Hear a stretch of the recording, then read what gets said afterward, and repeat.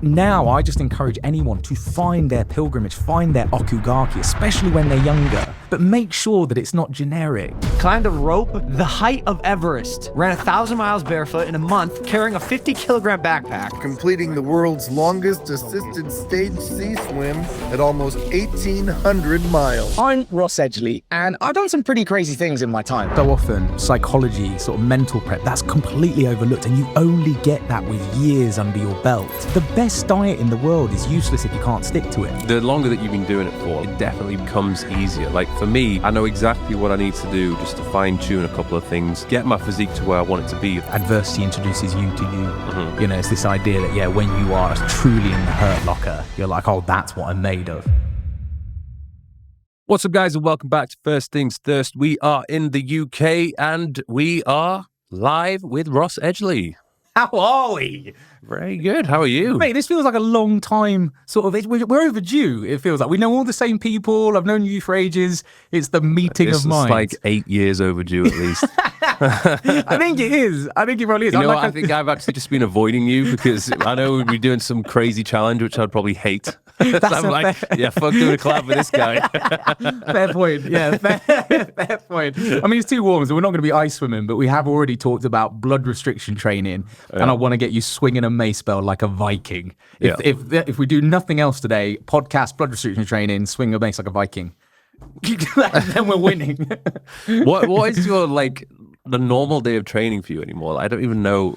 Oh, that's such a good question because like normal's so weird for me now. So obviously I'm speaking to you kind of a few weeks now removed from the world's longest non-stop river swim, which was 510 kilometers, 60 hours down the Yukon River, which is quite close to the Arctic Circle as well. So training was really weird because obviously it's really cold because the river runs because the glacial lakes are melting. So it's about 8 degrees. So you want to just be like big, insulated, so just fat. So training was just like, honestly, setting up camp for the day at a swimming pool, swimming for like 14 hours and just trying to eat as much as possible. And it got to the point where I stopped putting on body fat. So I kind of went from like semi-skim milk to full fat milk to just like chugging double cream. It was amazing. Just like you're almost training for a strongman event or something, or more than that. Yeah. Well, do you know were you tracking the calories? Oh, no, because it was just like, just try to put on as much fat as possible because it's insulation. Fat is insulation. Yeah. So it was just knowing that, you know, when you're 50 hours in, like the Yukon River, close to the Arctic Circle, does not care if you've got a six pack or not. Yeah. It's just insulation. It's survival. So, yeah, because we were talking about this before because you were saying how when I did that video with Matt and I got into that cold lake, like I struggled pretty bad. Oh, like, you could tell. It was, I can get into cold water and I can stay still.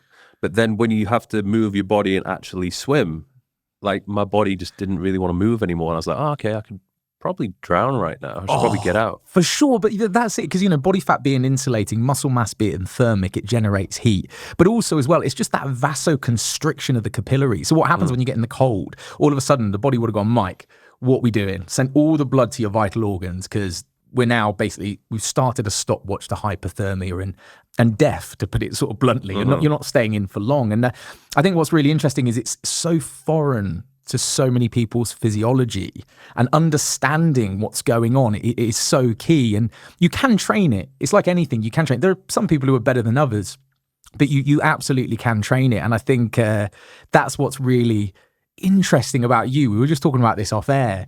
You have just identified a lifestyle that you want to lead, businesses that you want to grow, and you've just constructed your body accordingly, which was never to ice swim. It was just, I'm going to look like a Greek god carved out of stone, epic. And that's what you do. Whereas I'm like, I'm going to, you know, swim down the Yukon, so I need to be seal-like.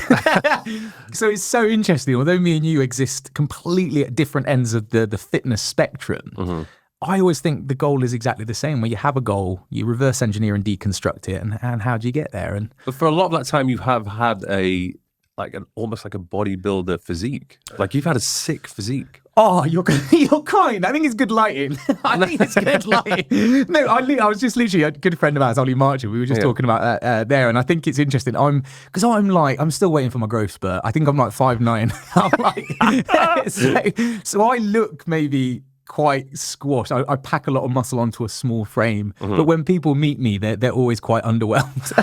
I don't know about that. They genuinely are. So I think with good light, actually, you'll know this because it's the sort of the marketing, the aesthetic. It's the illusion. It's an art. It's a science. And I think a good friend of ours, we were just talking about Ryan Terry, like the best in the world at it. Mr. Olympia, and I love training with Ryan. I've never bodybuilded at all, but when you speak to Ryan, the way that he crafts his body and understands, it's fascinating. Whereas I think some people are like, oh, bodybuilding, it's like, no, it's not just this mindless.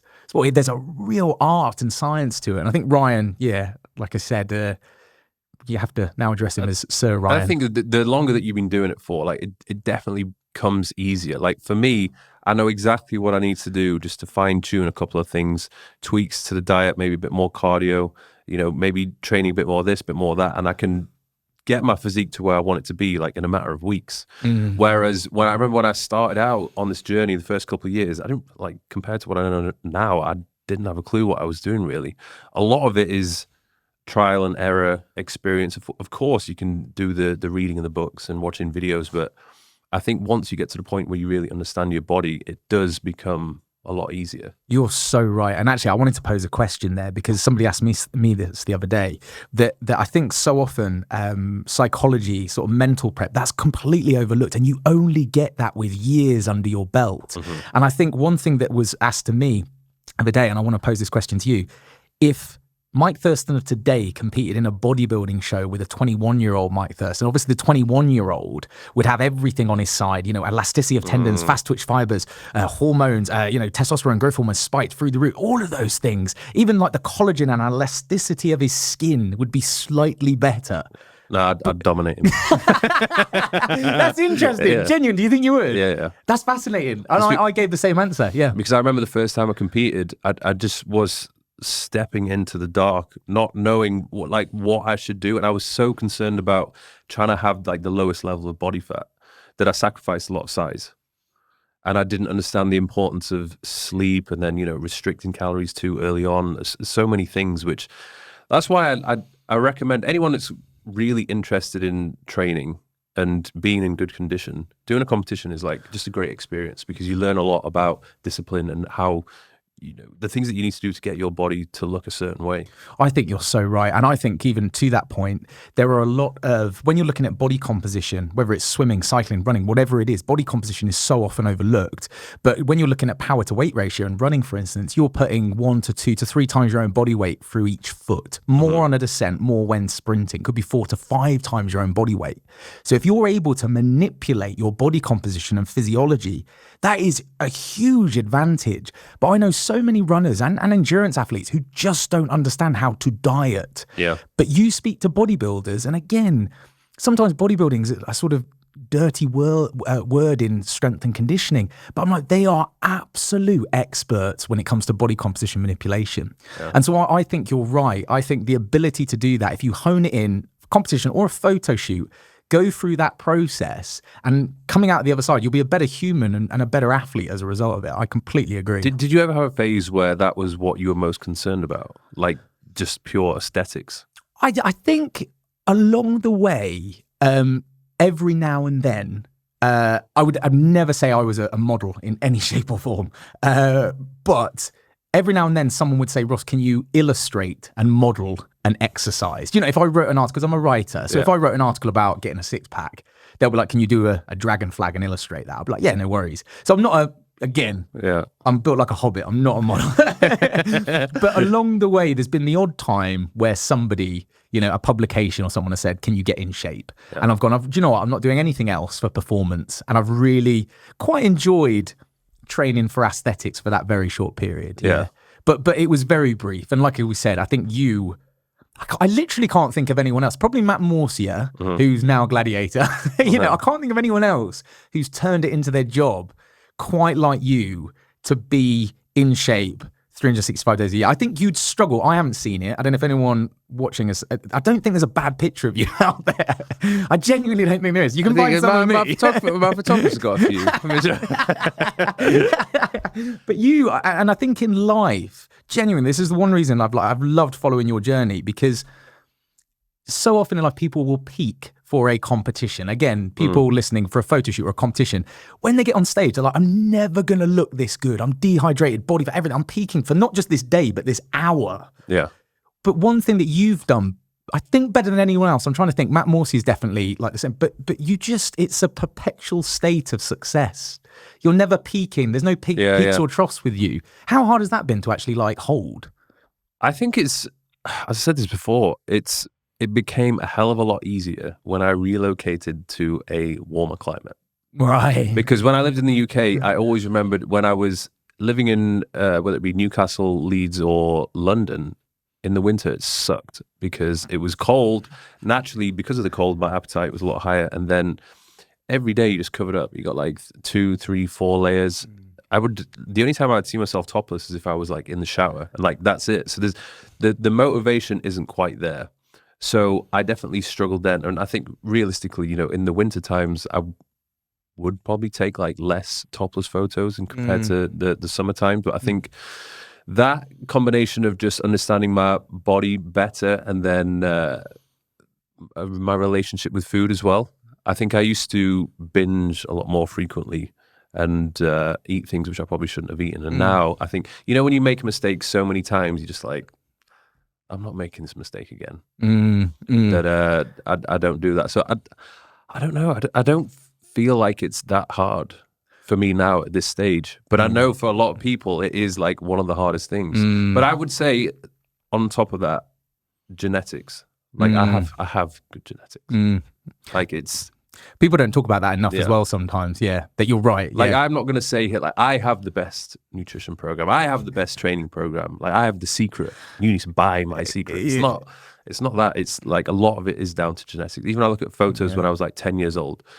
It was me like doing a pose. I had like, you could already see the six pack. There was calf definition. There was like bicep definition. So this was when I was doing sports, but I wasn't doing any bodybuilding or anything like that. So like I always had that advantage for sure. That's interesting. And I've just capitalized upon that. You know, eating the right thing, training the right way, training smart has allowed me to look the way I look, without doubt. Yeah, that's interesting. Because that's, and what's quite refreshing is hearing you say about it being easier, you know, and it was certainly harder in the cold. I think that's so interesting because some people listening, and it's certainly the case sometimes with me when I put out certain images on social media, people are like, oh, you're always in shape. I'm like, no. And we just spoke about that, like certainly in the Yukon, oh my God, I think I got up to like 102 kilos, but I was just literally like fat and hairy. My girlfriend is like lubing up my armpits before I put my wetters. I'm like, how are you still going out with me? So sometimes it's nice to put those out there, I find. How did you get into doing these crazy things? Like you, from an early age, you were sporty, I would imagine. You were always a swimmer. Yeah, pretty early on. Yeah, this is really strange actually because you know my dad, he was a tennis coach. My dad was granddad was a marathon runner. One granddad was in the military. My mum was a sprinter. So Sunday roast dinner around ours, you just talk sport. That's all like you do. You know, my brothers as well were exactly the same. So I think it's weird with conversations like when I told my family about I want to swim around Great Britain. My dad just immediately just pulled out a notepad at Sunday roast dinner and just started calculating how many days, hours, you know, it would take. He's been so analytical. He'd sort of reverse engineer and deconstruct. How old were you when you said you wanted to do that? Oh, I mean, that was quite, it was the year that I did it, which was, I was 32, 33. Okay. But this dates back to like when I was just sort of saying to Dad, I'm going to climb a rope the height of Everest. I'm going to run a marathon, pull in a car, you know, and my family would just go, cool, when do you need us? You know, that was it, just that unbridled support. But equally, I think on that note, just hearing stories growing up of Roger Bannister, the 4-minute mile, Kipchoge, sub-2-hour marathon, the heroic age of Antarctic exploration. So a period where basically the world in the 18th century were looking to conquer the South Pole. And, you know, Roald Amundsen, Robert Falcon Scott, Shackleton, these guys were going to Antarctica and every footstep was just taking, you know, sort of pioneering research in geology, geography, everything. And I think growing up with that, it was just, I wanted to find my, you know, sort of sub 4-minute mile, sub 2-hour marathon, you know, and the GB swim was probably that, you know, heavily inspired by Captain Webb, who swam across the English Channel, 1875. And, he did it. I love this as well because it was so sort of British. He did it on a diet of beef broth and brandy, and he did it breaststroke because front crawl was ungentlemanly like at the time.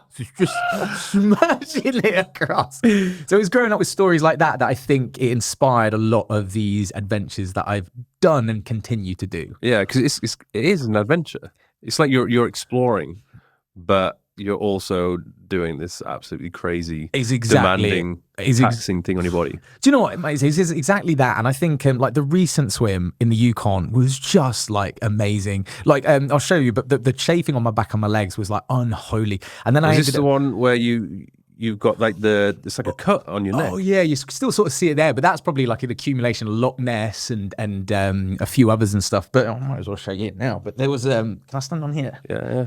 You can see there. Wow. Oh my God. That'll be there for life, won't it? Yeah, that's very good. A weird tattoo. So I got that, and basically it was a chafing. And then I lost a fight with the Whitewater Rapids. This is down the Yukon. And then what was nuts is no one can touch you. So it's a non-stop swim. You can't touch anyone. You can't touch land. So smashed into the Whitewater Rapids, and then it's chafing. So I ended up like lifting my leg in this awkward sort of swim stroke out of the water, like synchronized swimming, and just blood just like poured out the bottom. And I was like, oh, you're kidding me. And then like literally like clockwork, as that happened, we're swimming down the Yukon. And for the next 100, 200 kilometers, bears, wolves, there's a hawk that's just tracking me that thinks I'm like an injured. I'm about to die. Yeah, exactly. And I turned, oh my God, the team out there. Honestly, Mike, like just imagine like the best, like just wild, like Canadian men. They just like hunt bears with their bare hands and stuff, like these guys. And I remember there was just like, black bears, grizzlies, like looking at me. And they said like, Ross, you're essentially an ice cream van. Yeah. You're advertising yourself. They can smell the blood. And then Brian, one of the guys, I remember I said, Brian, do I need to be worried? And he just unveiled like the biggest gun I've ever seen and just went, Ross, if it pays too much attention to you, it'll end up in my freezer. And I was like, amazing. So I stuck with Brian's boat. But it was just, again, that adventure going into the unknown with that collective team who understood it. It just reminded me of, like I said, Shackleton, going to the South Pole or North Pole. It was just, men bonded by this, and women. Sorry, shout out to my girlfriend. She was the only woman on the boat. But just this team of people bonded by a shared collective curiosity. Can a human swim 510 kilometers non-stop? What is going through your head for that? Because even when I do anything long distance related, you're just having conversations with your own brain. Yeah. But what are you talking about for such a long period of time? You know what? Because you're so right. So much goes on inside your own head. There's no music, no. No, not allowed anything like that. So it gets weird because like raw dogging it. I never thought about it like that. I literally raw dogged. I'm going to use that. I'll quote you. Just raw dogged the Yukon. There it is. And I love that you said that actually, because in your head, it's almost like you're flicking the channel, the TV channel. And every time you flick a channel, a bad thought could come in, or it could be a good thought. And you just want to make sure you flick the channel to some good thoughts. And I think it's so interesting that anything that motivates you, sometimes it can help, it can get you through an hour, 2 hours, but sometimes it can lose its potency. So sometimes you go, I'm going to swim, I'm going to get the record, and I'm going to contribute to sports science. But when a bear's tracking you and you're just like gushing blood, you're like, I don't care about the record. Mm-hmm. So then you think, wow, my family, my friends have come out here, they're supporting me. This whole thing will be wasted. Fuck yeah, the thought of failure. So that's a big one. Exactly. Yeah. So that'll get you through a little bit. Mm-hmm. And then you might think like, theory, philosophy, Aristotle, Epictetus, the ancient Stoics, that might get you through. And then equally, I think this is so interesting because sometimes psychobiological model of fatigue, I'll keep this quite brief, but basically if me and you might went for a run right now, said, let's run for a marathon, 26.2 miles, 18 miles in, you'll be turning to me, I'll be turning to you, I'll be like, oh my God, my legs are on fire, my lungs are going to explode. And Tim Noakes basically coined this phrase, central governor theory, psychobiological model of fatigue, says the brain's a hypochondriac. And what it's doing is basically going, Mike, be careful. You deplete the muscle glycogen. You're overheating. You're not, and it's getting you to pull the physiological handbrake. It's self-preservation. It's stopping you from going to complete exhaustion. But what's interesting is all of a sudden, if we saw the finish line, there was a burger van, there was ice cream, you'd be sprinting towards it. And I'd be like, hang on, no, Mike. You know, at 18 miles, you said you were done. And you see this all the time, that when you think you're done, the Navy SEALs call it the 40% rule. When you think you're done, you're actually only at 40%. Call it what you want, but it exists within all of us. And I think that's so interesting what you just described there, because those thoughts constantly come in, and that is the psychobiological model of fatigue. It's your brain being a hypochondriac to stop you from going to complete failure. And the best endurance athletes that I know of, Kipchoge being a great one, have a way of turning that voice off. Is that something that is trained, or maybe people have a genetic advantage? You know, like people like Goggins, for example, he has this ability to just completely ignore those signals that he's getting. Yeah, I love that you asked. And actually, a friend of ours, Chris Williamson, recently, I loved, we were chatting and he said something brilliant, because we were talking about when those thoughts come in, David Goggins, who I'm a huge fan of, combats that with aggression. So he's like, what are you doing? You know, you don't know me, son. Like, oh, stop being such a wimp, man. And I found, in my experience, I've tried that in the past, but you know, it doesn't work for me. You know, I am a kid from Grantham in the countryside, you know, so me going, you don't know me, son. It doesn't work. It doesn't feel right. I'm not a Navy SEAL. It doesn't feel right. And so I was like, you know, why is, and then equally like Jocko Willink, like you hear these like just amazing men, and they are, you know, masculine in the greatest sense of the term. Whereas one thing that I found is more Emil Zatopek. Do you know anything about Emil Zatopek? So Emil Zatopek was one of the greatest endurance runners ever, Helsinki Olympics. He won the 10,000 and the marathon. I believe I've got that right. I hope I'm not misquoting that. But anyway, the story was he'd never run a marathon before in his life. And he just turned to his coach. He's already won one gold medal, Olympic gold medal. And he turns around and he goes, I think I'm going to run the marathon. And his coach was like, nah, Emil, like you've never run a marathon before in your life. He goes, no. He goes, it's okay. Who is going to win? And they were like, oh, it's the British guy, actually. And he goes, okay, I'm going to sit on his shoulder. And at the end, I'm just going to go bloop and I'm going to win. And they're like, it's not as simple as that. It's a marathon. And he goes, no, it's okay. But he just loved running. So he starts running. And there's this documentary, and I need to send it to you. It's amazing. The British guy was old now, and he's sort of reliving this story. And he says he's running, and Emil Zatopek turns upon his shoulder. And Emil turns to him and he goes, I have never run a marathon before. Is this quick or too slow? And the British guy, who's older now, goes, and I thought to myself, you bugger, I'm gonna trick you here. So I turned and I said, no, this is far too slow. We're gonna get caught. And Emil just turned to him and went, oh, okay, thank you for advice. I see you at finish. And it just ran ahead and won. But the reason I tell that story is because Emil ran with such a sense of gratitude and happiness. And date night for him, his wife was an amazing Olympic javelin thrower. Date night for them is they would go out, she would launch a javelin and he would run and pick it up like a dog and bring it back on a stick and do intervals. And that was date night. And so I'm like, what's interesting is if you turn up on the start line, who do you fear the most to run against? Is it maybe a Goggins or someone who's like, you know, just there going, oh, I hate this, you know, I've gritted my teeth, I've got through this like training camp? Or an Emil Zatopek who just loves to be there. Yeah. And for me, I've always resonated a bit more with Emil, that people will be like, on the GB swim, when we were 100 days in, my tongue's falling off, you know, jellyfish stinging my face. And people were saying to my girlfriend, they were like, oh God, how is he? Is he coping? Is he hanging? And Hester just went home and was like, I've never seen him so happy. He's having the best time. So I think it's really interesting. Yeah, that I love that you brought that up. And sorry, Chris had this brilliant term as I told him that story. And he said, Ross, I see what you mean. It's like trying to put petrol into a diesel car. Like, which one are you? There's no right or wrong answer. Yeah. Just know what fuel you run best on and what car you are. I love that. Which was the first challenge that you set yourself? The first big one? Do you know what's strange? I think this goes way back. So like people will think about the marathon pulling a car, but actually having sort of finished playing international sports, England schoolboys, water polo, swimming internationally, what was really interesting is people kind of were like, oh, there's this lunatic at Loughborough University who'll just do anything. And because I was like running ultra marathons and stuff. So then there was a director at the time at the BBC who said, Ross, you know, we need an athlete to go around the world and we need you to wrestle bulls in Ecuador, charm poisonous cobras in Bangladesh, do ayahuasca in the Amazon jungle.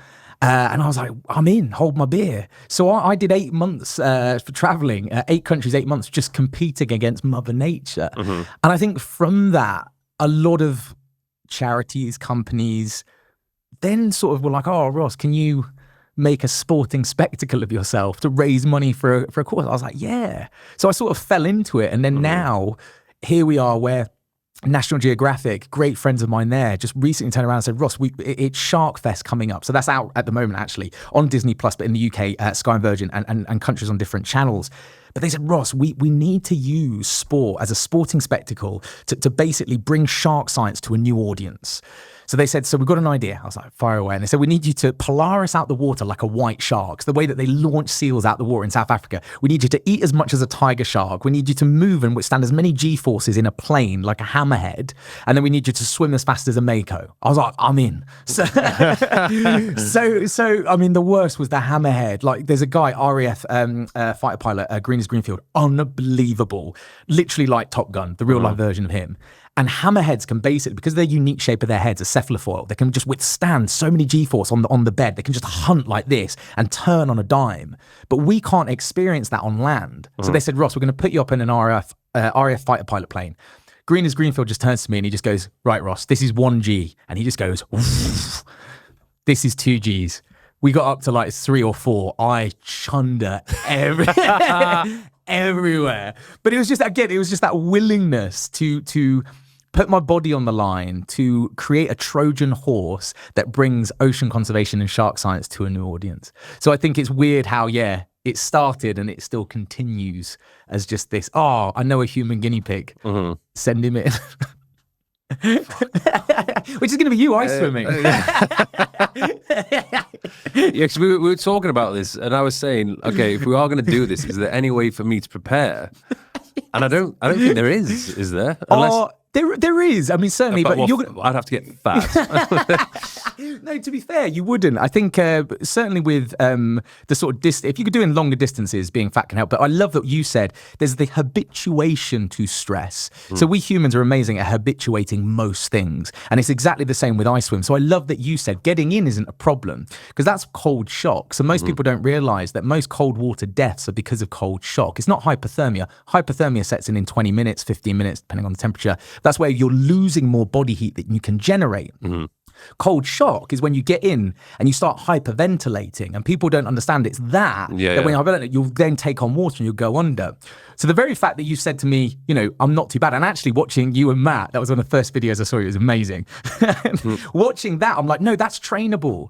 Because you're an athlete, so you understand stress. Yeah. And I think that's the thing. I'm sorry, I'm such a geek on this. I definitely understand stress, but I have built it up to the point where I can tolerate a lot of stress, but in a short period of time. So that's what I'm used to. Yeah. It's like, I'll go and I'll destroy my legs, but usually that's probably only going to be about 60 seconds, maybe a bit more than 60 seconds. That's it. So this prolonged period of stress is something which I'm not used to as much. And that's what I'm like, I have to almost train myself to.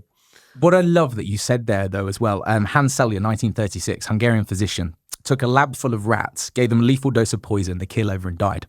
What he then found is by giving other rats a little bit of poison, a little bit more, they built up an intolerance to it. And what he found was, it was called the general adaptation syndrome, that he found that organisms, in this case the rats, would respond to a little bit of stress and stimuli in the poison. And by giving them more and more and more, what he did was they built up an intolerance where there was just this lab of just full of rats who were just indestructible, just smashing poison for breakfast, lunch and dinner. And it wasn't long before the strength and conditioning community cottoned onto that. And they were like, hang on, with the human body, a little bit of stress, a little bit more, there's an adaptation. And I think taking that slightly one step further, and this is slightly anecdotal, but what I'm fascinated by is sometimes, certainly in ultra endurance events, sometimes you get, and I'm definitely not recommending this, but you get somebody who maybe had a history of substance abuse, alcoholism, something like that. So their body is used to stress. It doesn't understand that wasn't running or anything. The body understands you have tolerated stress. So you're going to be then good at suffering stress and stimuli. And I think it's sort of, I think me and you lead very different lifestyles. I barely drink. I think it's fair to you have a little bit more than me. Yeah, but not so much. Since I knocked on the head right as soon as I hit 30. Oh, okay. So I'll dabble every now and then, but just nowhere near as much as I used to. But it's interesting that was still a form. Again, I'm not saying that all athletes should go out and get hammered, but I'm saying it's really interesting that I think some athletes who lead too clean a lifestyle, that when you know, it gets really hard. They're in a hurt locker, like they're really suffering. Their body doesn't understand stress. Where, again, some of the best examples I can think of this are some of my friends who are Royal Marines who, again, I'm not recommending it, but they love a drink and they'll equally turn up and train like absolute madmen as well. And I'm like, in an ultra, who would you put your money on? Is it the athlete who has his energels, he's slept, rehab, prehab, and everything like that? Or that Royal Marine over there who I know has done 32 weeks training to earn his Green Beret, has probably been in war where he's not slept for 4 days. You know, I'll be like, savage. Yeah, I'm like, and it's not spoken about enough, I think, but I'm like, that dude, you know, or that woman. It's interesting. So I think, sorry, to come back to that, I think it's really interesting, like you said, you are an athlete, so you know stress and stimuli, so you would habituate ice swimming much quicker than someone else. I think you're going to be amazing. But the thing is, I'm coming back to the UK, and as I always do at Christmas time, so the weather will be nice and appropriate for doing something like that. We did. You saying you have to go out there with hammers to smash through the ice? Yeah. Sometimes, in Keswick, we're going to have to carve out a pool because, in sort of like certainly Derwent water, it can freeze over like entirely. So you literally go swimming with a hammer just to make sure that you've got a pool, and then you swim in it. It was good. I mean, we almost killed Matt Morsia. Yeah. Eddie's good. Eddie's a decent swimmer as well. I like seeing Matt suffer. He wasn't bad, and his brother as well. They were pretty good. He's got a strong breaststroke. Yeah, he was Captain Webb. He was just like, front crawl was ungentlemanly. So he just crushed it across. Is there anything that you really struggle with? Oh yeah, for sure. But physically, like in terms of like, but like whether it be some sort of a type of exercise, whether it be running or swimming, was it what for you sucks the most? Dieting. And going back to what we were talking about, actually, I cannot diet. Like, I've got such a sweet tooth. So when people see me maybe in semi-decent photo shoot shape, I always say, I'm like, I wouldn't recommend how I train to most people for that. Because I'll start off, for instance, a day with a 10 or 15K swim fasted. So that means I'm just nursing a calorie deficit of maybe, depends if it's cold, warm water at sea or not, but it could be anywhere between 3,000 to 5,000 calories just to start the day. So when people see that I'm like really sort of lean with a low body composition, I'm like, and they go, how? Just been for a morning swim. Exactly. Yeah. Whereas, but that means that I can then just continue to just, eat donuts and cheesecake. So it's the laws of thermodynamics, calories in versus calories out. And I love what you were saying, that you're so good, even during COVID, you were so good at knowing that equation intuitively. You were like, I know what I need to maintain this. Whereas with me, I'm just like, I can't restrict my food. I love it too much. My mum, like, she's an amazing cook, and so is my girlfriend. So I can't restrict it. So instead, I'm like, I will just disappear out to sea for 15K, and then I'll come back and I can eat what I want. Have you noticed that like, say for example, you're literally just eating anything that's calorie dense, like cheesecakes, baked goods, things like that. Do you notice that affects your performance at all? Do you know what? If you were to instead just keep it more on the cleaner side, or does it literally just not matter? That is a really, really good question, because I love that you asked that, because sometimes, especially for the Yukon or the GB swim, to make those calories up cleanly would have been impossible. Like, especially on the GB swim. So I was swimming 6 hours on, 6 hours off. So 12 hours a day, but you worked with the time. So in the time that I was out, I just needed calorie dense carbs essentially as well. And I think it was so interesting that if I'd have made them up with fibrous veg and olive oil, so salads, I would have just been sad. And then also, that fiber, oh my God, I'd have just been in there, like just about to chunder. So it's really interesting. Maybe get a little bit of a turbo boost. Just like that. It really would have been so hard to make it up cleanly. So I think that's really interesting, because sometimes people, demonize certain foods. And granted, there are some that you should never consume. And also like inflammatory markers, things like that. Absolutely. But I think that was what was really interesting. And some people as well on social media will say, are you not worried, about the amount of sugar you eat? And I go, no. Like, again, this is your relationship with sugar and food. When you see me smashing donuts, I don't think I've ever posted, because I just don't do it. You won't see me just smashing donuts and ice cream, sat watching a movie on a sofa. They're always, if anyone checks my social media, they're always on the side of a pool, which means I'm in the middle of a 20K swim. And then what's really interesting is, one, is this idea, and my blood work always comes back amazing on that particular biomarker, because it's just like you're using it. So it's almost like lighting a fuse. You know, it's lit, but you're actually burning it. It's not like you're just letting gas off and you're not actually burning it, which was the analogy that my nutritionist friends use. But then also, actually, to that point as well, it's just this idea of just if it's being used, what am I trying to say here? In terms of body composition, if it's being used, you're just essentially just in thermodynamics, just kind of in an equilibrium. Do you know what I mean? But people don't quite understand that, because it's they understand it's just like, sorry, that was my point as well. It's just this idea of most energels or things like that are considered healthy or sports performance, but it could just be fructose, maltodextrin, and dextrose. So the idea of having like a donut or something similar, or fructose, or it's the same. Yeah. It's just in a different format, but one's considered healthy, you know, and the other's not. Or even just sitting there. I think this is fascinating as well, that some people, they don't understand that foods don't exist in a vacuum. You've got to understand how they sort of work with everything. So to that point, if me and you have a massive pizza tonight, is that a cheat meal? Or if we do a massive run or swim tomorrow, is it carb loading? Yeah. Do you know what I mean? Sorry, I'm going off on a complete tangent there, but I think it's really interesting. Yeah. Yeah, that people just, they consider like, you know, bad foods, good foods. It's like, oh no, you've got to consider it in its entirety. What are you using to measure your calorie burn? What's that device you're wearing on your wrist? Oh, yeah. Well, what's interesting, this doesn't accurately do it, because what's crazy is when you look at most calorie counting equations for swimming, it's maybe for someone who's built like Adam Peaty or Michael Phelps, you know, very slim, lean, tall, amazing.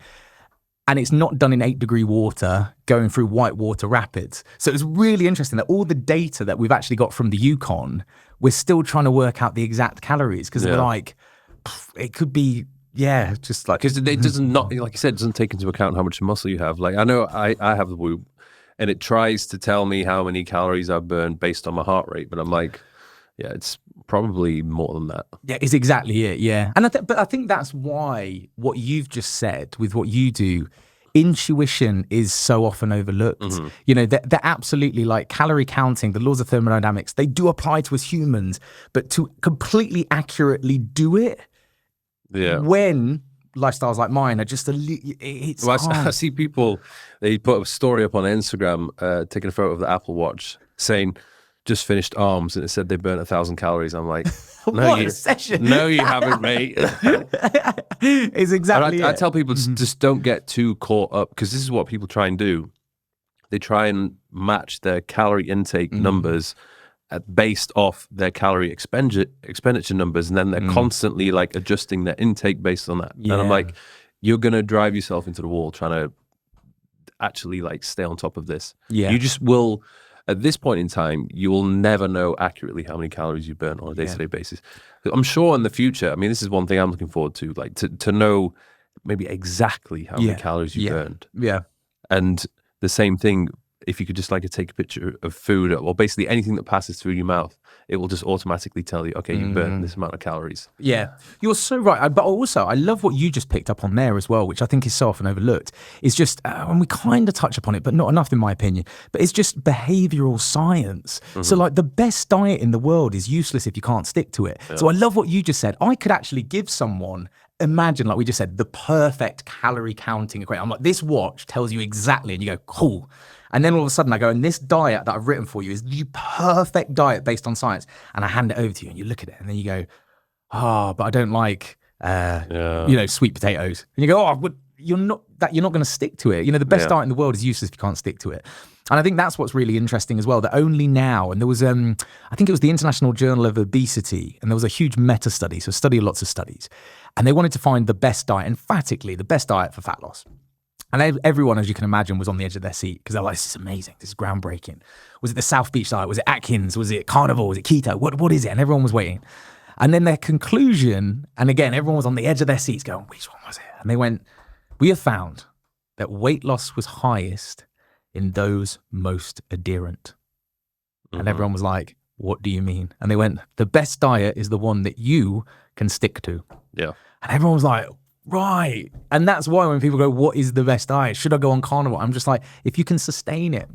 And that's what's so interesting again. But I think that's what I've managed to do as well. It's like, I am never really dieting. It's just I have created this lifestyle and these habits where I'm never really straying away from it. Yeah, but you and that's what I love, that whether consciously or subconsciously, you've done it, even to the point where you just said, I know when I'm in a colder climate, that affects my adherence. The fact that you've even identified that. But it's amazing how some people subconsciously will come home for Christmas and it's cold and you're wrapped in a blanket, or you go to the Christmas markets, you're like, oh, a bit of mulled wine, or some pastries. And then when they come out the other end of the Christmas, they're like, I'm a stone heavy, I don't understand it. Yeah. And I think that's one of the biggest things is, like I said, studies in behavioral science.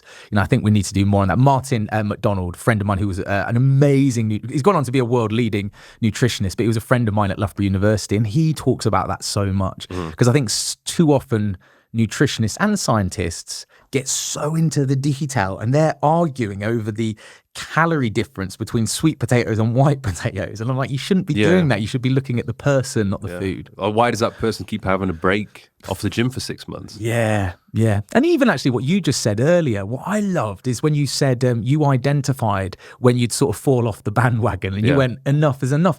But even that, looking at the anthropology of us humans, it's only in the last, I don't know, 150 years where we've had an abundance of food just sitting in a fridge and a freezer and a cupboard. Prior to that, we were going through extended periods of famine. So we are biologically wired to basically go for long periods of famine.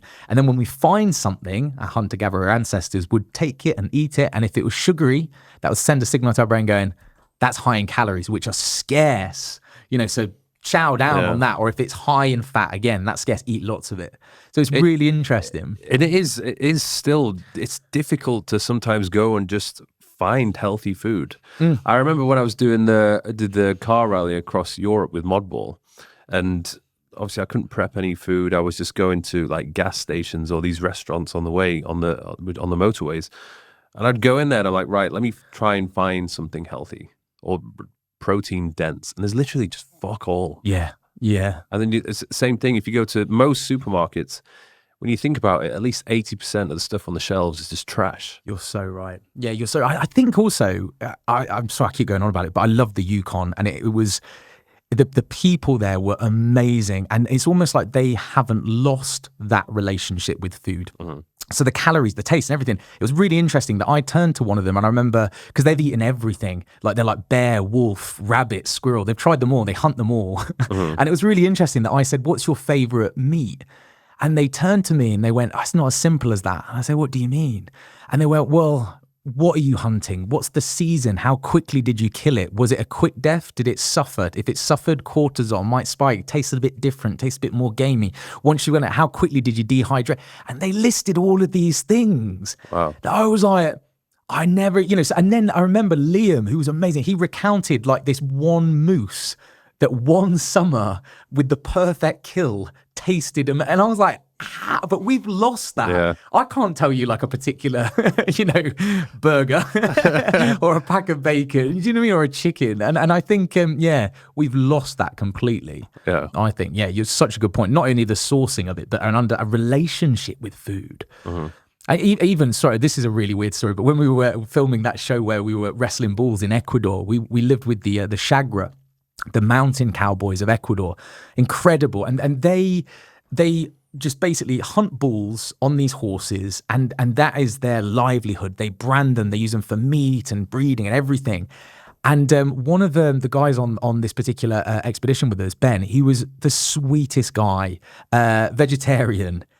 They could not get their head around a vegetarian. Like they just couldn't understand, because out there you die because you can't grow many vegetables at that altitude.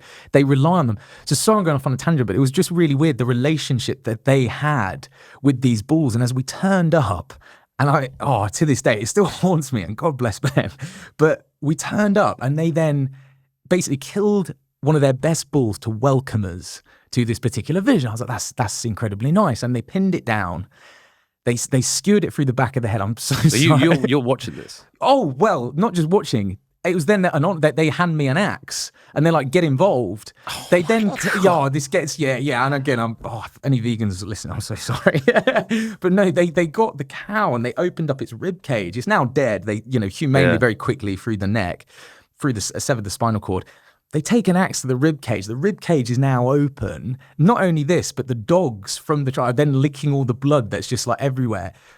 Ben, like I said, who's a vegetarian, I feel so bad. Scarred for life. Oh, mate, he is bawling his eyes out and he has to take himself away. And I'm just like, oh, Ben, are you okay? And he goes, oh, just give me. So he is crying. But I'm then handed a knife by the chief and he's like, get it. And I'm like, oh, I don't want to offend him, but I want to make sure Ben's okay. Oh, so what predicament. So this is it. So I'm like, so I go over and I start cutting up bits of the thing because I'm like, you know what? If I can't contribute to the butchering of this, I shouldn't eat meat. So I'm there, but then I gesture to Geraldo, who was the chief shagra. I said, Geraldo, and he doesn't speak English. He didn't speak Ecuadorian. I said, Ben, vegetarian. He doesn't eat cow. Geraldo then looked at me and thought I'd said that Ben's crying because he wasn't given the honor of killing him.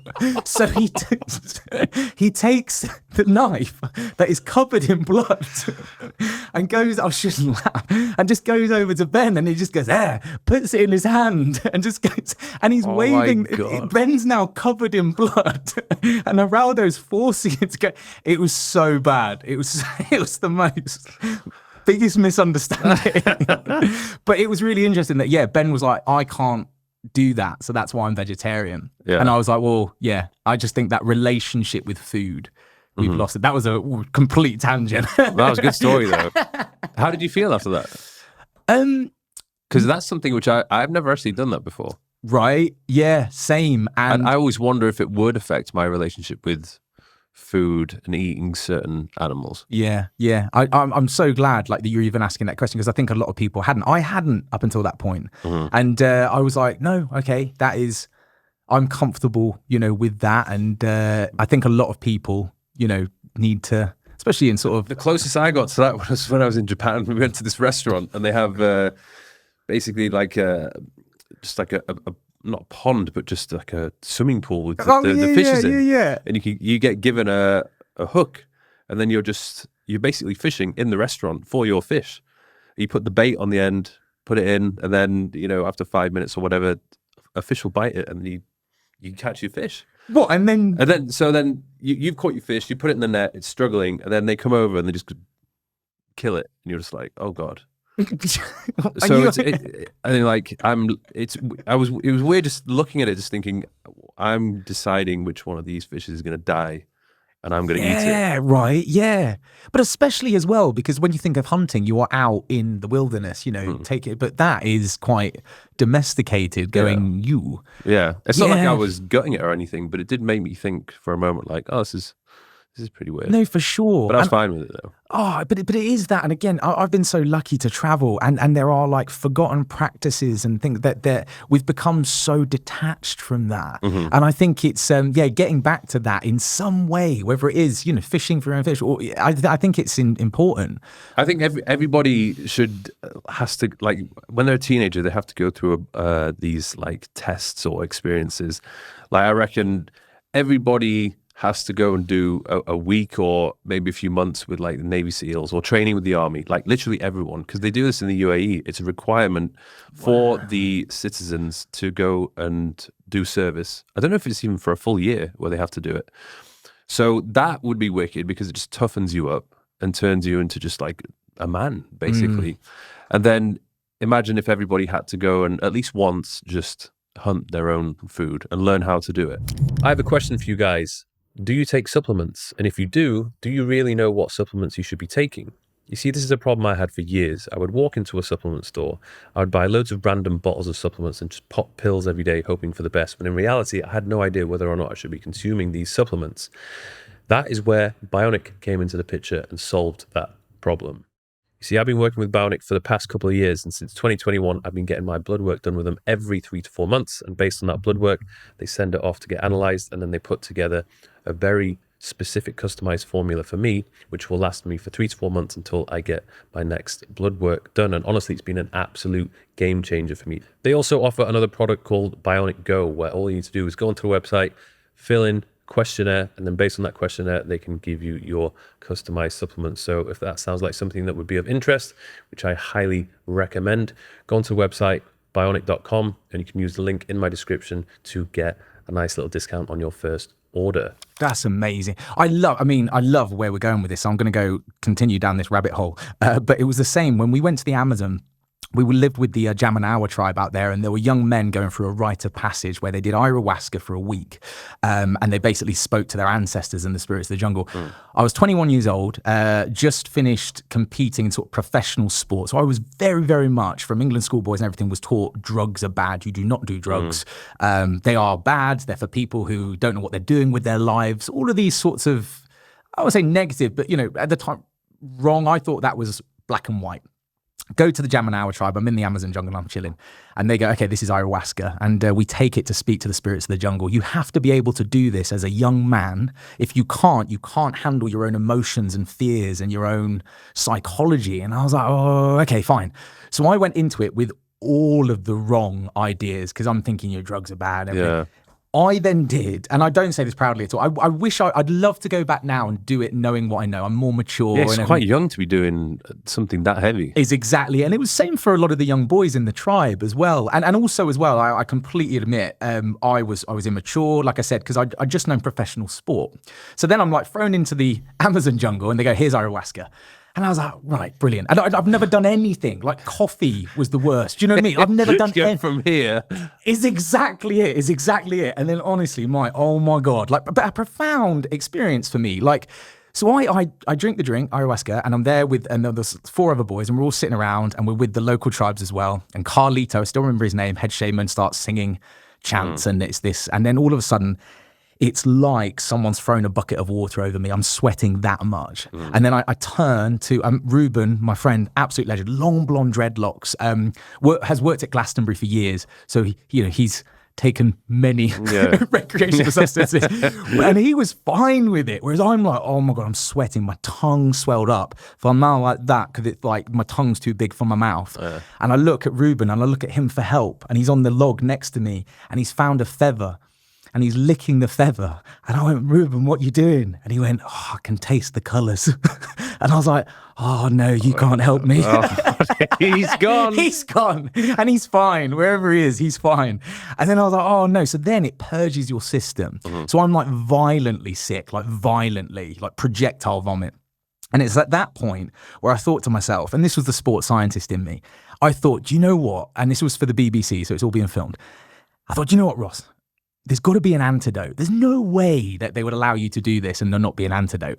And I was like, that's a great idea. Do you know what, Ross? Lay down in your own sick and pretend to be dead. Because if you do, someone's going to come over with an adrenaline needle and they're going to put it in your bum and then you're going to wake up. It's going to be fine. I was like, that's a brilliant idea. So I lay down in my own sick and I stopped breathing. I went like that and I laid down. And then I heard like loads of noises. It was firstly Carlito and the locals. It was like, blah, blah, blah, blah.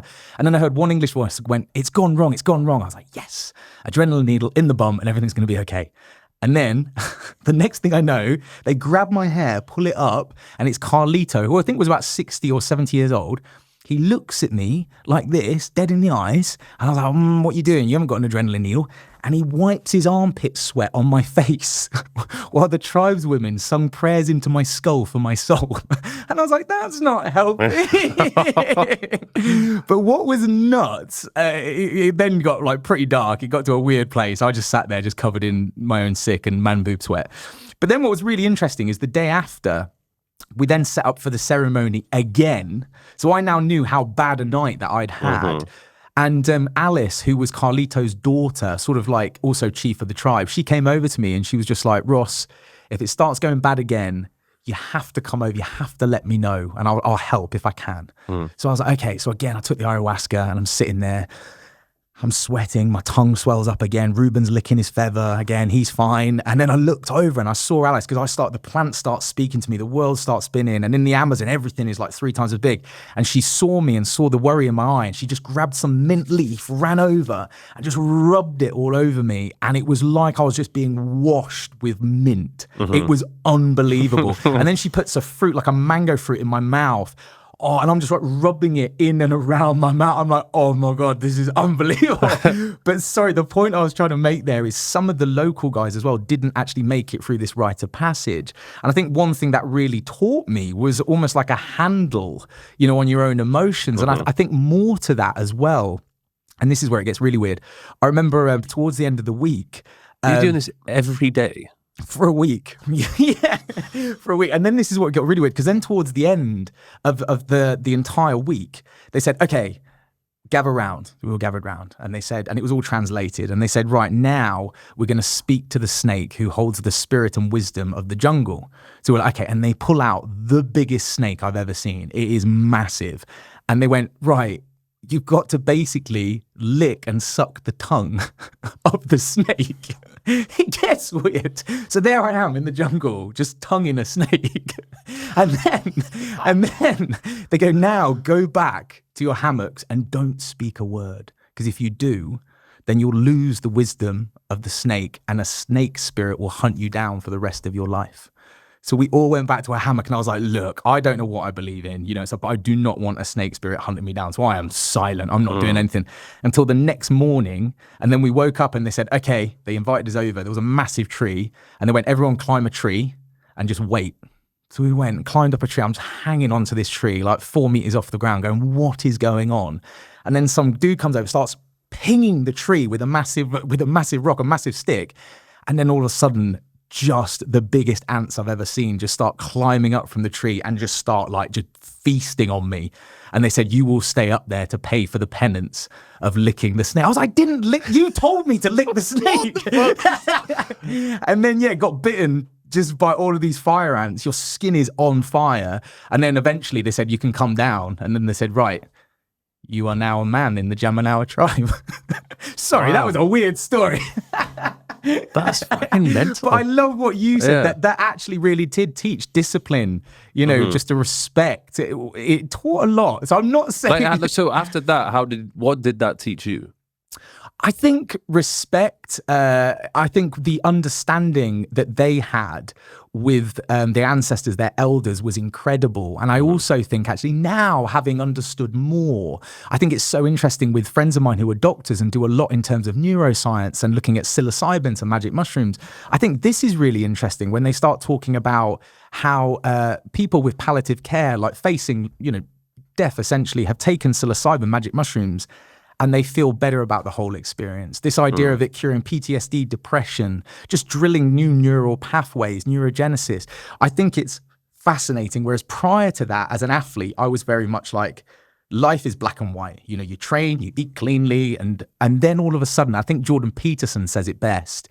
When Jordan Peterson, and I'm a big fan of him, he talks about, he knows how to run his brain for this logical, pragmatic realm. But when you start going down the route of psychedelics in any sort of way, I think it sort of just opens up, as Jordan Peterson was saying, he just kind of, you go, I don't have a user manual for this. Yeah.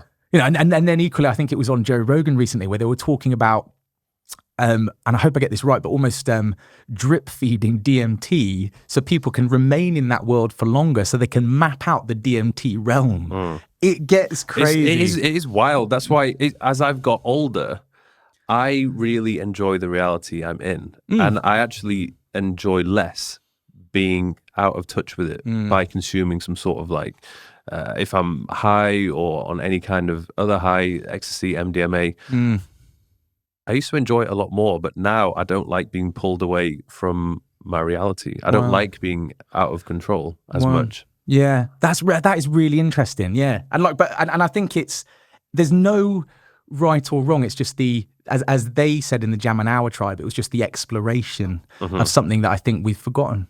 I think, and then equally, and I hope I don't butcher this, but the whole idea of ayahuasca still fascinates modern science, because they're I believe there was a study where they said to combine, I think it's the root of a tree with a leaf of a tree, that's what essentially makes ayahuasca. And they were saying, like, how did you understand that? Because we've done the calculations, and for all of the plants and leaves and everything in the Amazon jungle, that's crazy that there's like a million in one shot. They're like, it's Who was the first person to figure that out, or were we shown it? Well, it's exactly that. They turned around and they said our ancestors showed us, and modern science was like, we can't publish an article on and they're like, well, they did. And so I just think, it's almost like the I call it like the spirituality of sports science and stuff. But there's this huge realm that fascinates me, which is just the, spiritual, or, I don't know whatever you want to call it, the intangible, not spiritual, because that might have to, just the intangible. We don't know. I think, and like you said, I think a lot of young men, I'm not saying go to the Jam and Hour but I think there are certain things that really shape people. And I think I don't think that's ayahuasca. Please, I'm not into that, but I think it's really interesting. Yeah, because what do we even do now that is hard on a day-to-day basis? Life is so easy. You're so right. Yeah, Einstein. I love when he said, adversity introduces you to you. It's this idea that when you are truly in the hurt locker, you're like, oh, that's what I'm made of. You're right.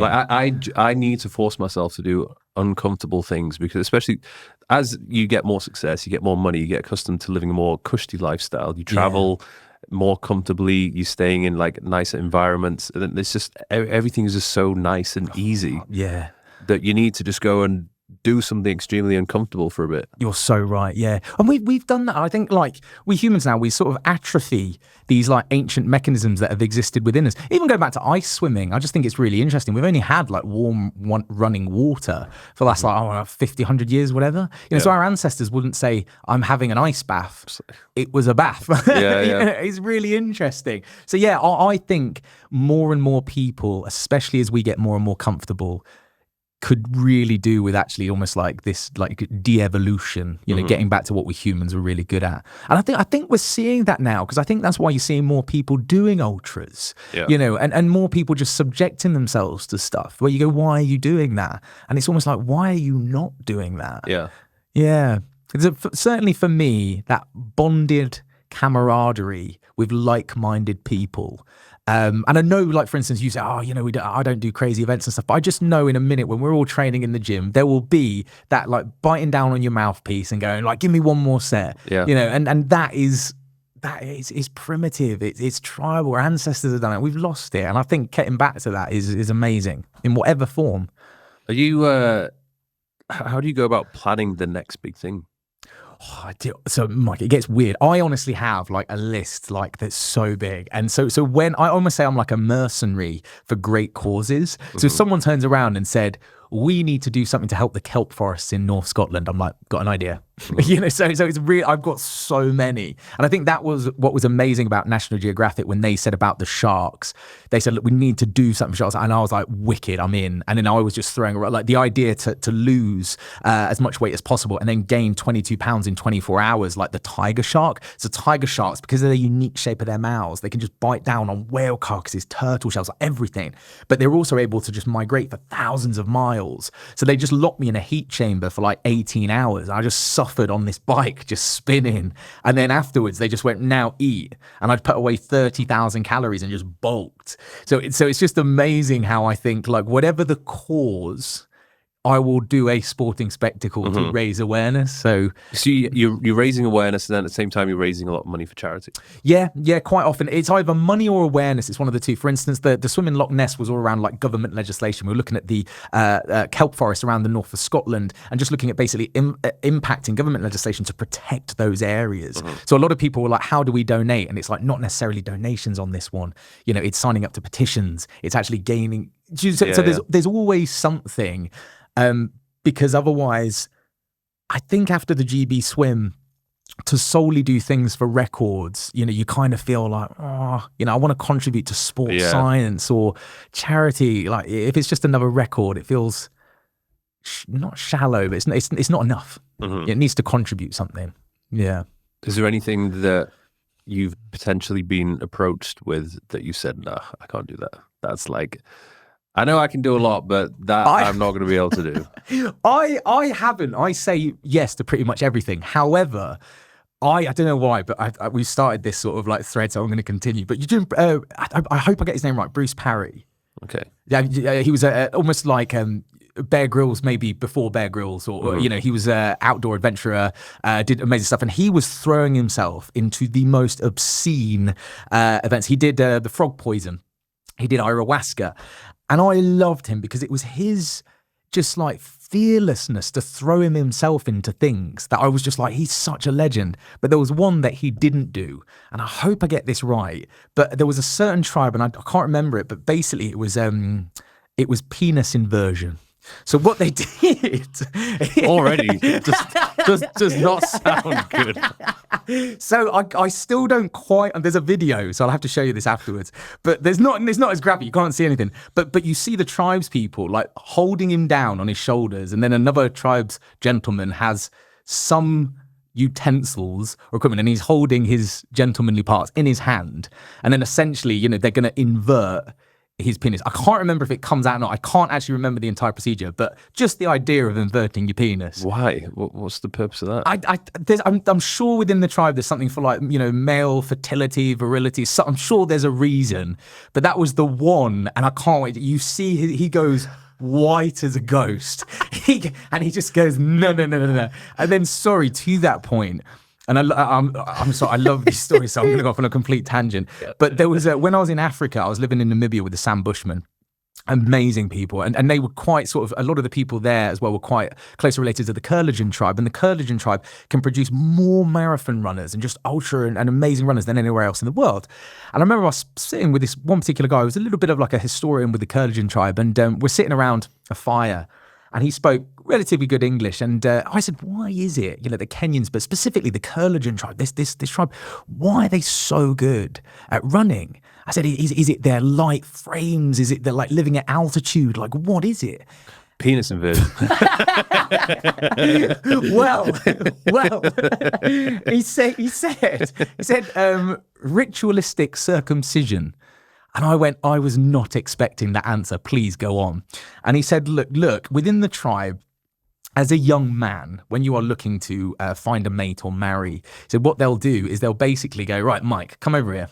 You're standing in the middle of the tribe, and they'll put mud on your face. So just like a mud face mask. And then that will dry. And your goal is to remain entirely stoic so that mud doesn't crack. So you just got to stand there just like that, not flinch, not like grimace, not anything. Let's just start itching. Well, that's going to be the least of your concerns when I tell you what they do next. So then one of the elders will come out and with essentially almost like, not even a knife, but like a bamboo shoot quite often, like a sharpened bamboo shoot, will take your penis and then essentially just like this ritualistic circumcision with a bamboo shoot of your gentlemanly parts. And if you flinch in any way or grimace, then people will see the crack and go, right, he is, you know, not considered desirable. You know, so you will never basically find a wife because in that tribe, they'll be like, no, he flinched. And then you won't pass on your genetics. But it's the people who don't flinch that pass on their genetics. And a theory of his is that, you know, obviously through years and years of this, it's those men who pass on the genetics who didn't crack the mud, so their offspring become more durable, more mentally resilient. So he was arguing. That's interesting. So that he then pulled out a knife, and I was like, "No, I don't want to be a runner." How old are they getting that circumcision? Don't quote me. I'd assume heading into puberty. I'd assume 13, 14. I can't remember the exact, but he offered to make me a quicker runner, and I said, "No, I'm good." How many tribes have you stayed with? A fair few. Yeah, I mean, yeah. Oh, God, because I think I would love to do that. Oh my, mate, it's what a life changer that would be. It's just for me, like with the Sam Bushmen, to sort of talk about them just very briefly. What I loved about them is certainly being in Namibia. It was so weird that Namibia is amazing, it's a beautiful place. And other parts as well of Africa, South Africa, but there are sometimes townships that exist where people are living in sort of like, you know, sheds or like tin sort of, you know, the structure. I'm trying to describe the structure of some of like these townships. They're not great. Do you know what I mean? And they're sort of looking and they can see the town and these high-rise buildings and sort of seeing how other people, you know, the rich live. But what was interesting about some of the Sam Bushmen is they've never wanted to move to the townships. Like, they can't understand. So they're living out in the middle, in a dry season as well, in Namibia, where it's harsh. Like they're hunting for everything. We had to hunt. We would like doing an ultramarathon a day looking for a porcupine. And if we found one, we'd kill it and bring it back and try and divide it up amongst, you know, all the tribe. It was hard, a really hard way of life. But they were so rich. Like, they did not understand, like, you know, money and Well, they're usually the happiest and have the strongest community a lot of the time. unbelievably so. Like, they were just like the most incredible people. I remember she was like my sort of tribe mum and sister, and she gave me a hut, and she was heavily pregnant, and I said no. I said, where are you sleeping? And it was translated, and they went, oh no, she's going to stay outside just to guard you while you sleep to make sure lions don't come and get you. And I went, no. I said, I cannot let her do that. And then they were translating. They were like, no. She'll be really offended if you stay outside. Like, she really, Ross, please go to bed. And I was like, oh my God. And I was like trying to sleep as she so selflessly just sat outside. Wow. You know, in the morning, she was so happy that she got to like keep me. So I was like, you are the most beautiful people, you know, and that's what I mean just about having wealth. You know, I think it was Epictetus that, you know, said that great wealth doesn't come in having, you know, more goods but fewer wants. And I think that's with the Sam Bushmen. It's just like, they are amazing people, that they are just like, we've got family, we've got friends, and an amazing sense of community. You know, Is it one of these things where anybody can experience it? Like, if somebody wanted to go and experience what it was like to go live with a tribe for a week or whatever it might be, how do you even decide to choose which tribe? Did they all welcome that? Like, not everyone. Are they expecting something in return? Yeah, is a really, really good question. It's so dependent upon where you go, obviously. Like, if you're going to, like, I don't know, I'm trying to think. Like when we went go to the most hostile exactly. tribe. Like, hey, can I live with you guys for a week? Genuinely, yeah. So I think you need an incredible sense of adventure. I love, you know, it's this idea of not being a tourist, but being a traveler. You know, it's this idea of like immersing yourself in cultures, being so respectful for those cultures.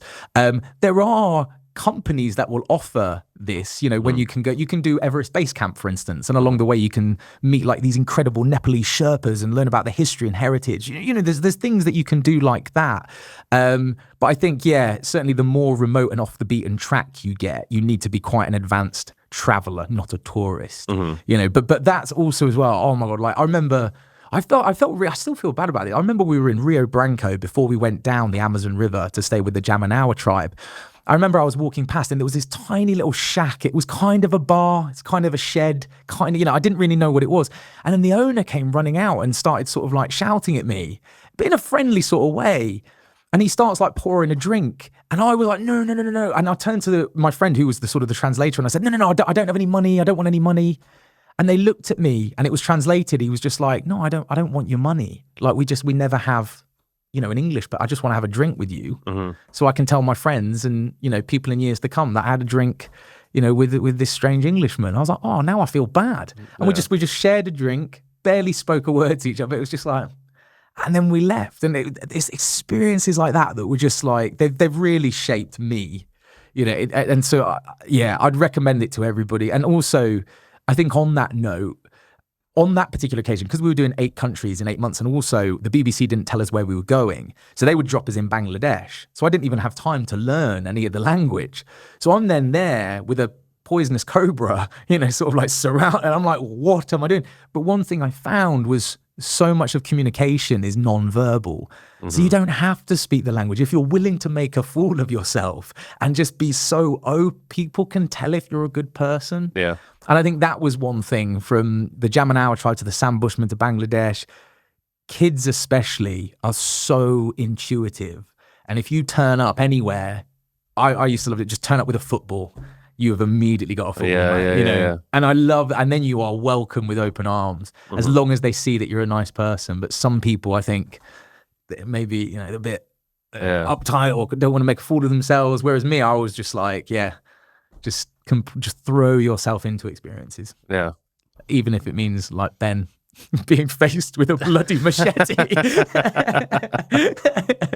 But what about you? I mean, you've traveled. Like, where's some of the best places you've been? What experience has had the most profound impact on you? And it doesn't have to be ayahuasca. I literally feel like they all pale in comparison to some of the ones you've done. Like, I'm living this. I feel like it's It's very different, very comfortable, cushy places which I'm going to. I feel like one which is a eye opener was Japan. That was amazing. Wow. Yeah. Yeah. Just a completely different culture. That was amazing. The whole continent, South Africa, I've not been to Australia. I've been to South America, but that was when I was 16 on rugby tour. So there's a lot of these experiences which you are talking about, which I feel like I need to go. I'm missing out on. Next podcast, Amazon jungle, ayahuasca. Yeah, exactly. I love Japan though. So I stayed with some the Yamabushi monks out there, who basically go on a pilgrimage. So you just smash green tea, meditate under ice cold waterfalls, and then you basically do a marathon a day, like walking the mountains. It was unbelievable.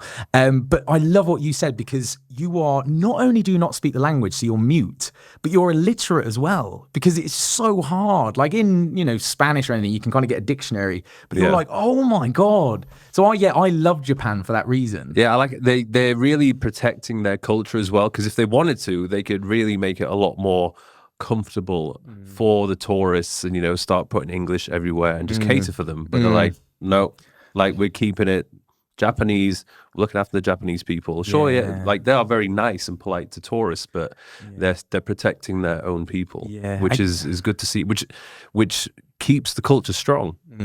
Because whenever these places start to open up too much and like over welcoming for the tourists, then it loses that sense of culture. Yeah, you're so right. I love that as well. Like that they even, because I love folklore and mythology. So when you end up going to Scotland and you hear about the Highland Games and the Dinny Stones and things like that, and they had in this huge monastery on a hill, and this was amazing. They had this, because the Yamabushi monks basically do a marathon a day, essentially with a huge kind of walking stick. And there was this, and I hope I'm pronouncing it right, but there was this Yamabushi warrior called Benkei, and he was apparently, the stories are amazing. He was 100 kilos, he was a giant, and I was reading this going, wicked. And then his staff was essentially this giant steel stick. So while everyone else was using a pole, he was such a warrior that he sat there with this massive sort of staff. I loved that. And I remember at 21, his staff was in the monastery and you could go and touch it, but it was in this really awkward sort of position where to grab it, you had to sort of almost press it in, almost like a pec deck fly to lift it. And Kunyao, who's amazing, our translator out there, he explained the whole story of Benking is, and if you can lift this, then you are a samurai. So of course, I lifted it. And then after it dropped, and everyone in the monastery was like, "Hey," clapping. And then I never forget, I was like, "Yeah," like, WWE. And then Kunyao was like, "Yes, you are a samurai in your biceps, but not in your head." So it is, experiences like that I think just stay with you. Like you haven't done Everest, have you? No, do you know what? I'm glad you asked, because I think it has no appeal in that I don't understand what me climbing it would contribute to the world, because it's been done, and I don't know if I would get anything from it as well. Yeah. Does that make sense? Any appeal to you? Like absolutely not. I love how honest. No, right? How come? Like you wouldn't get anything. You don't need it. I think it would. The challenge would be great, but I don't feel like with the time and effort that goes into it, and it's not a cheap thing to do either. I think it's a couple $100,000 to actually do it. Yeah. I just don't think I care about it enough. Right. I get it.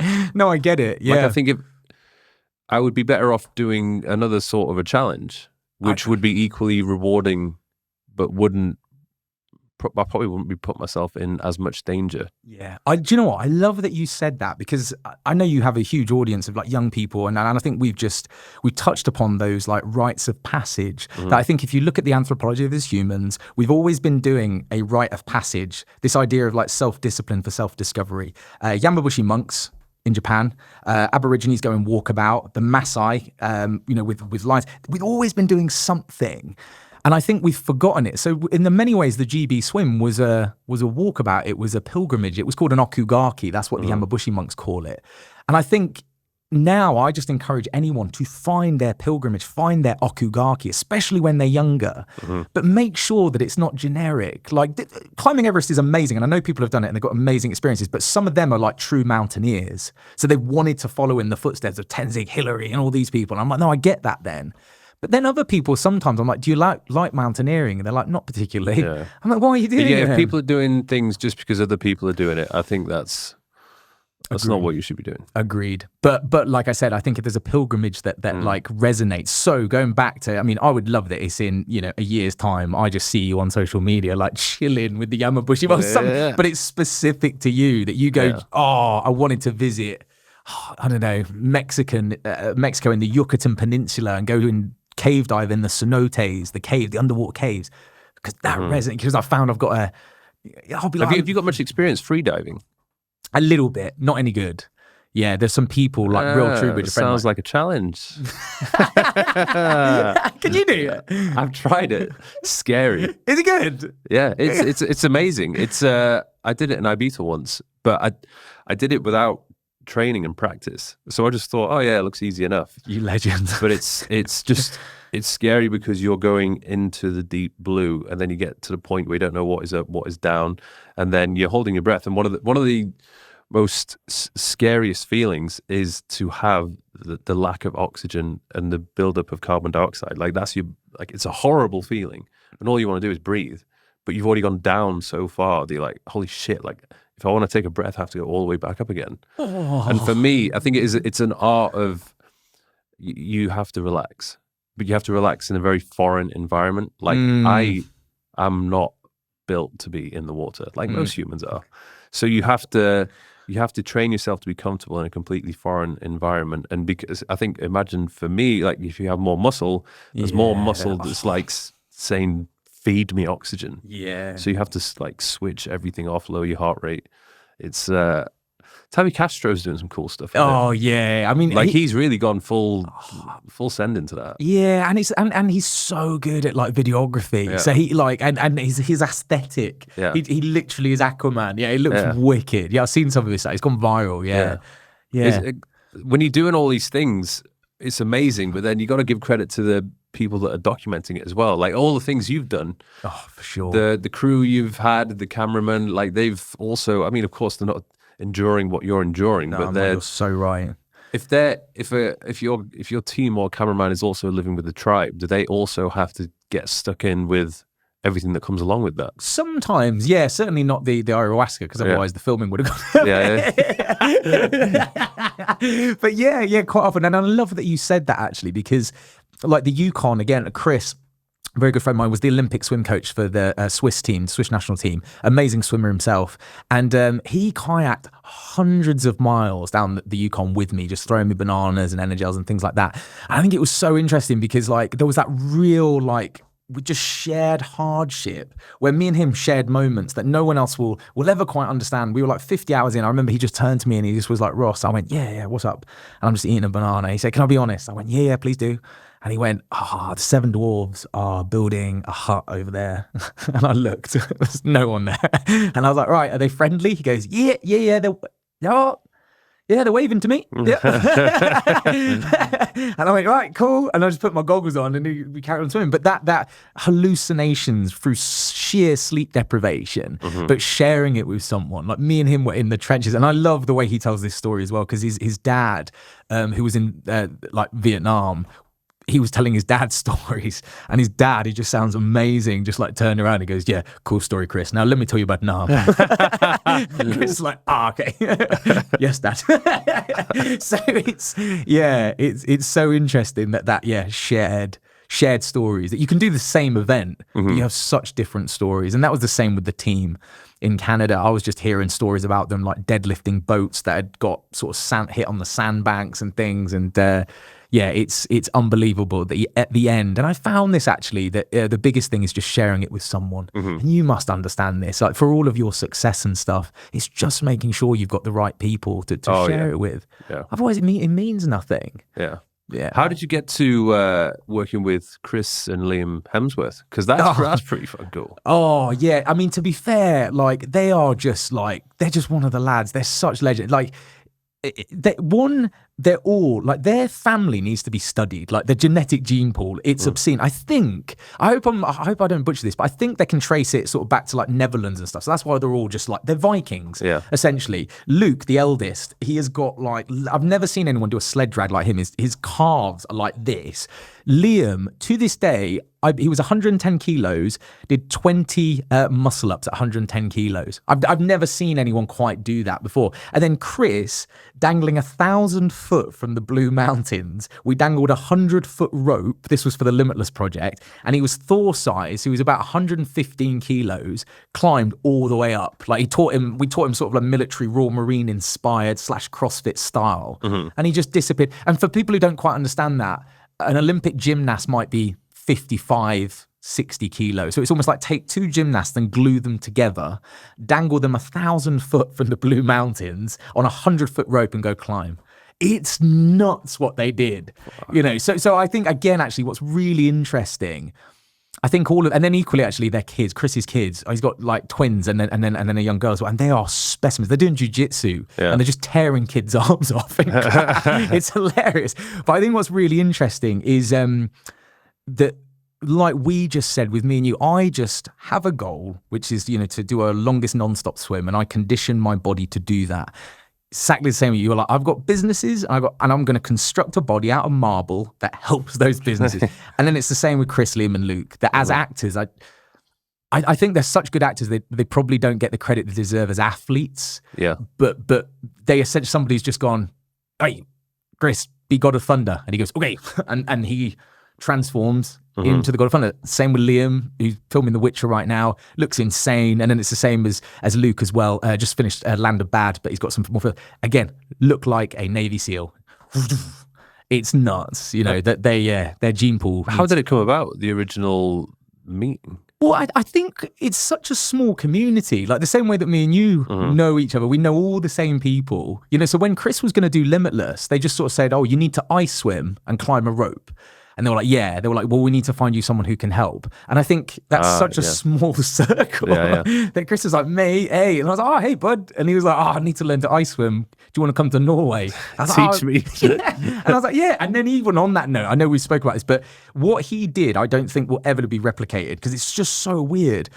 Obviously, he was Thor size, 0% body fat. They dropped him from the Australian summer to the Arctic Circle and went, get in.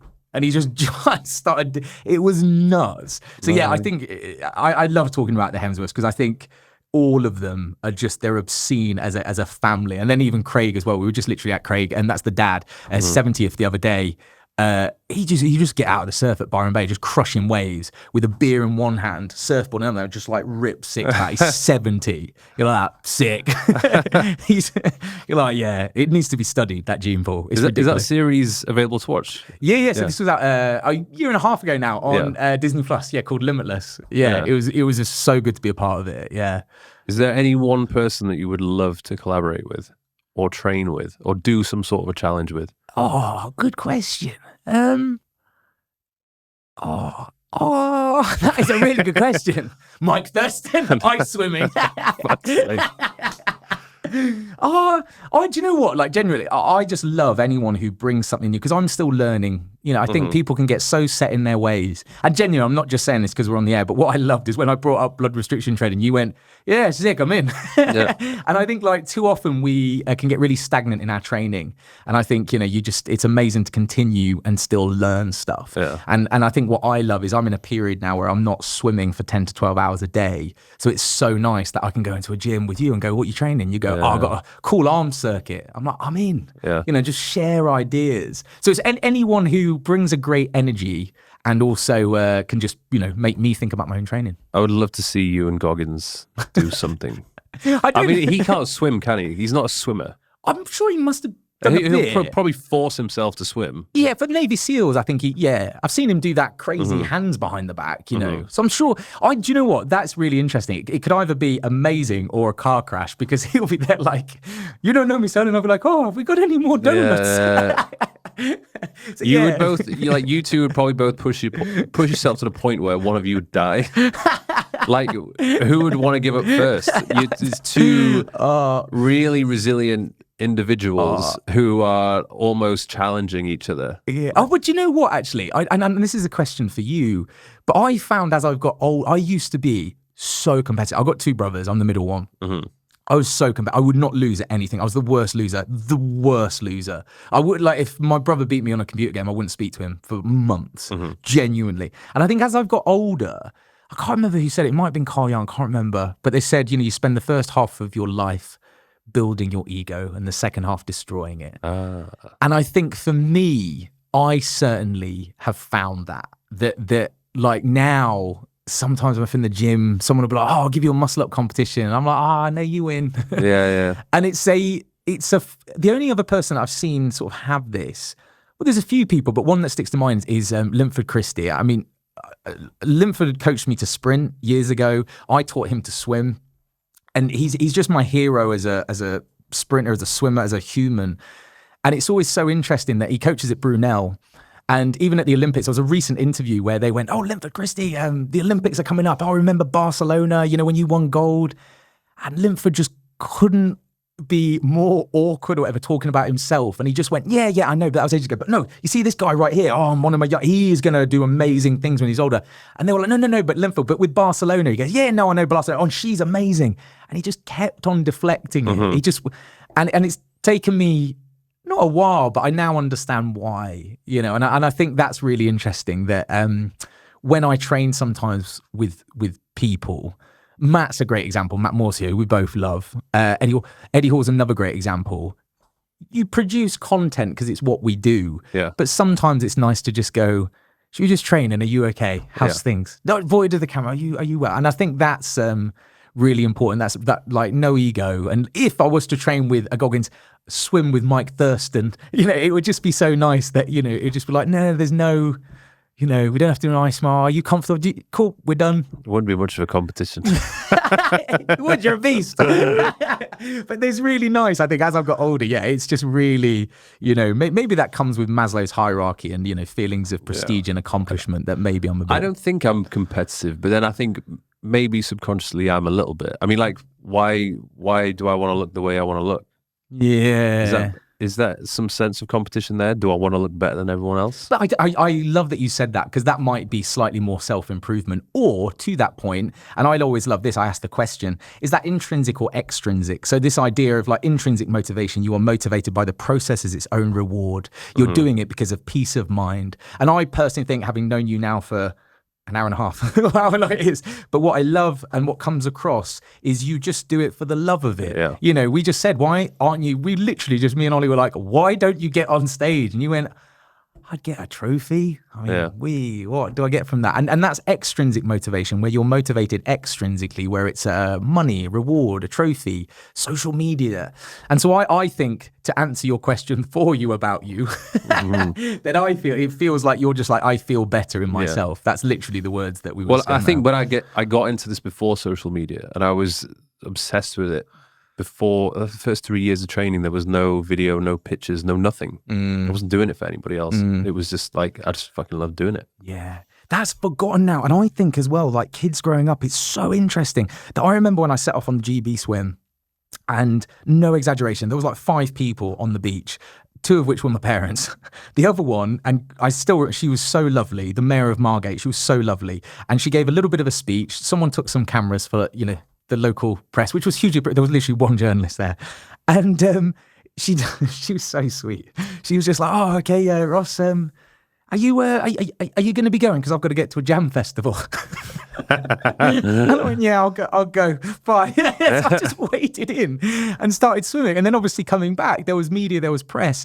But I really asked myself at the end, and it was so interesting that going back to that pilgrimage, the Okugaki, I remember I was like, Ross, if you swim around Great Britain and you come back and there's your mum and your dad and maybe the mayor turns up from the jam festival again, is that enough? And to myself, I was like, yeah, because I'll be the old guy who can go anywhere in the UK and sit there on his own and just go, oh, I swam around that. Yeah. And I was okay with that. I really was. And I think that was really interesting that I figured that out long before the GB swim. But I think a lot of people now, I think if you stop them, I can think of lots of examples, I won't name any, but I think it's interesting that if if there was no social media, there was no money or anything like that, would you still do that event? Yeah. And the answer is no. So I love what you just said, that you were in shape before the likes and things. And I hope a lot of young people listening, they ask that question about any project they're doing or training.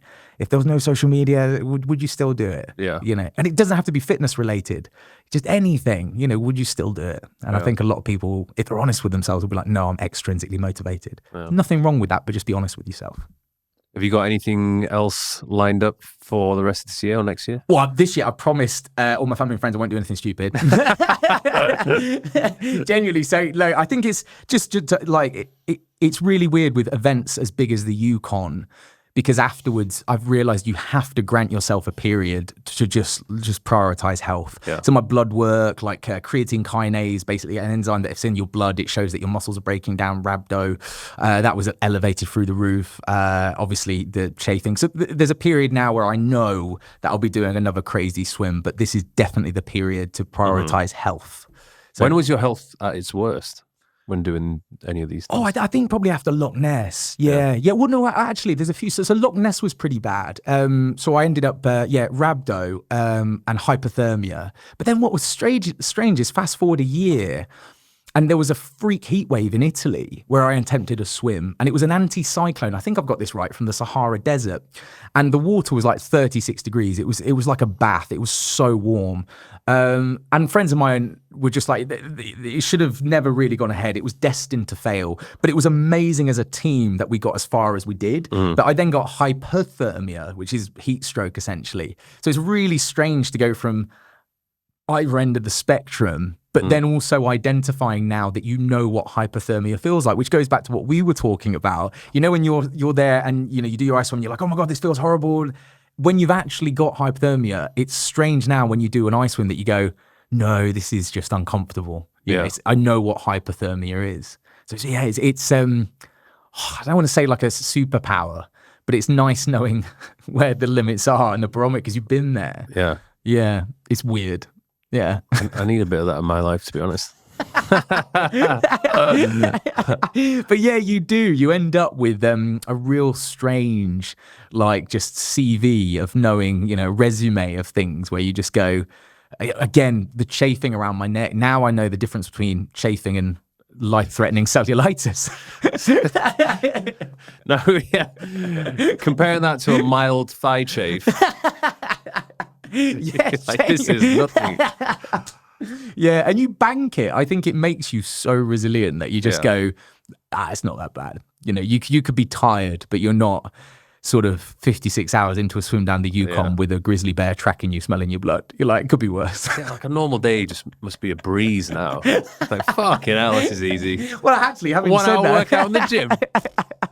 Having said that, I think, probably the ayahuasca was probably worse than the grizzly bear. Genuinely, yeah. If you said do the Yukon again, I'd go, yeah. But yeah, do ayahuasca. Actually, that wasn't bad. It was climbing the tree with the ants. Yeah. Oh, legend. So where can people find you? And Ross Edgley, I'd imagine. Yeah. Just You have a YouTube, Instagram. Yeah, YouTube. Yeah, Instagram. Yeah, Twitter, TikTok. All of the usual. Yeah. You got 2 books out as well. Oh, you legend. Yeah. 4 now. Yeah. 4. Yeah, I was busy. Yeah, especially during COVID. Yeah. So, World's Fittest Book, The Art of Resilience, The Blueprint, and then the World's Fittest Cookbook as well. Oh, nice. Yeah, thank you. Was that how to squeeze in 10,000 calories a day when you're doing these challenges? With ayahuasca. It's not how to brew your own ayahuasca. That's a 5th book, or yours. I had Dorian Yates on the podcast a couple of weeks ago, and he goes on about how good ayahuasca is. He's amazing. I find him fascinating. As somebody who has essentially had 3 or 4 different careers, he's just transformed so much as a human. I think he's amazing. Yeah. Another very resilient human. Oh, yeah. And I think there was even a recent podcast where they were talking about like some of the guys with genetics, these incredible structures, but Dorian Yates, his work ethic. Yeah. Oh, yeah. Amazing. Crazy, man. I appreciate your time. That was a great conversation. That was weird. A lot of interesting stories, man. I like that. You're such a legend. Now we're going to go train. You're such a legend. That got weird.